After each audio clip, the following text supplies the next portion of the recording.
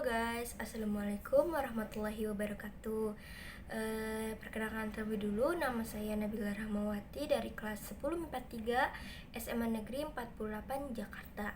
Saya ingin membahas mata pelajaran PKWU, yaitu tentang kebudayaan lokal non-benda. Sebelumnya, kalian tahu gak sih apa itu kebudayaan non-benda? Nah, kebudayaan non-benda itu merupakan kebudayaan yang mengacu pada hasil karya yang bersifat abstrak, bukan berupa benda, dan banyak diturunkan oleh generasi. Misalnya itu tarian daerah, lagu daerah, puisi, terus upacara adat, dongeng. Nah, kali ini saya ingin menceritakan dongeng tentang asal-usul kota Bandung. Nah, awalnya nama Bandung itu berasal dari kata bendung atau bendungan. Nah, makin penasaran kan gimana ceritanya? Simak video berikut ya. Asal-usul kota Bandung. Cerita rakyat dari Provinsi Jawa Barat.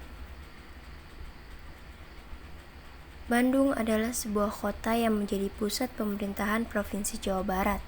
Kota ini dikenal dengan suasana yang sejuk serta keindahannya, sehingga mendapatkan julukan Paris Van Java atau kota Paris dari Jawa.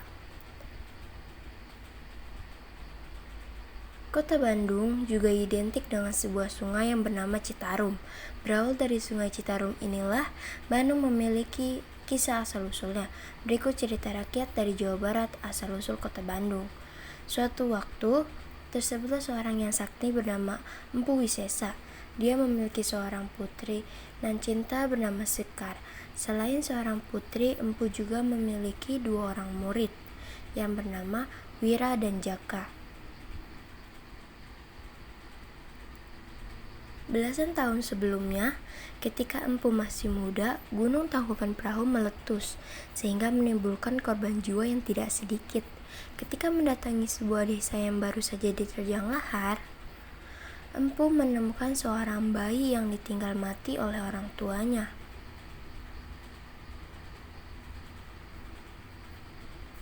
Empu kemudian merawat dua bayi tersebut serta memberi nama Wira dan Jaka. Sementara itu, lahar Tangkuban Perahu masih terus menyala hingga belasan tahun berikutnya. Selain merawat Wira dan Jaka dengan kasih sayang, Empu juga mengajarkan berbagai ilmu kepada keduanya. Bukan hanya ilmu bela diri, Empu juga mengajarkan tentang kearifan hidup. Meskipun tanpa diawasi oleh Empu, Wira tetap berlatih dengan tekun dan semangat. Sedangkan Jaka kerjanya hanya bermalas-malasan ketika tidak ada Empu.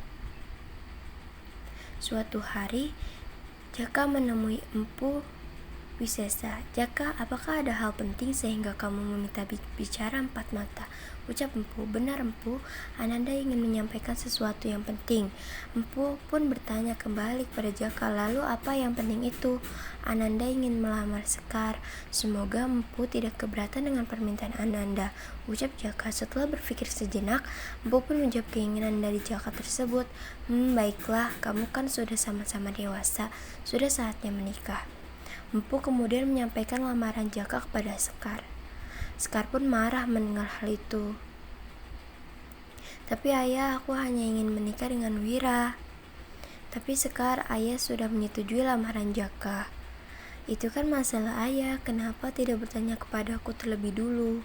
Mendengar jawaban putrinya, Empu pun pergi keluar rumah, berjalan-jalan sambil memikirkan jalan keluarnya.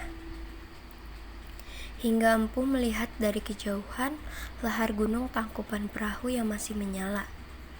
Lahar itu ternyata masih memberikan ancaman bagi daerahnya. Lahar Gunung Tangkuban Perahu yang menyala itu sepertinya memberikan jalan keluar bagi Empu. Keesokan paginya, Empu Wisesa memanggil Wira dan Jaka. "Wira, Jaka, aku akan menyampaikan sesuatu dan kalian jangan membantahnya. Lihatlah lahar Gunung Tangkuban Perahu itu. Siapa yang mampu memadamkan lahar itu, maka akan aku nikahkan dengan Sekar." Syarat yang tidak masuk akal. Mana mungkin lahar yang bisa dipadamkan? Ucap Jaka dalam hatinya. Lahar ini adalah api yang menyala. Api bisa dipadamkan dengan air, ucap Wira. Wira kemudian mencari sumber air dalam jumlah besar, hingga akhirnya dia melihat sungai Citarum. Sedangkan lahar tangkuban perahu berada di sebuah cekungan yang agak rendah. Dengan ilmu yang diperoleh dari Empu, Wira meruntuhkan bukit di dekat sungai Citarum. Reruntuhan bukit itu membendung aliran sungai Citarum. Air yang meluap itu kemudian mengalir ke lahar panas yang menyala. Air sungai Citarum pun segera meluap dan masuk ke cekungan tempat lahar Gunung Tangkuban Perahu. Cekungan lahar panas yang menyala tersebut kini berubah menjadi danau yang sangat luas. Danau itu kemudian disebut dengan nama Danau Bendung, karena berasal dari sungai Citarum yang dibendung. Sesuai dengan janjinya, Empu menikahkan Wira dengan Sekar. Pernikahan diadakan dengan meriah dan mengundang para penduduk di sekitarnya. Beberapa tahun kemudian, Danau Bendung airnya semakin surut dan mengering. Bekas danau luas yang mengering itu tiba-tiba berubah menjadi lahan yang sangat subur. Wira dan Sekar pun pindah ke lahan yang subur itu. Mereka membuat ladang dan sawah dengan hasil yang melimpah. Bukan hanya Wira dan Sekar yang pindah ke bekas lahar tersebut, warga lain pun banyak yang berdatangan. Mereka bercocok tanam dengan hasil yang melimpah. Wira kemudian diangkat menjadi pemimpin, dan daerah bekas Danau Bendung tersebut lama-kelamaan disebut dengan nama Kota Bandung. Selesai. Nah, gimana guys jadinya? Udah pada tahu kan gimana asal-usulnya Kota Bandung?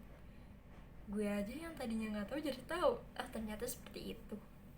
Oke guys, jadi sampai sini aja. Jangan lupa subscribe, like, and comment. Oke, dah.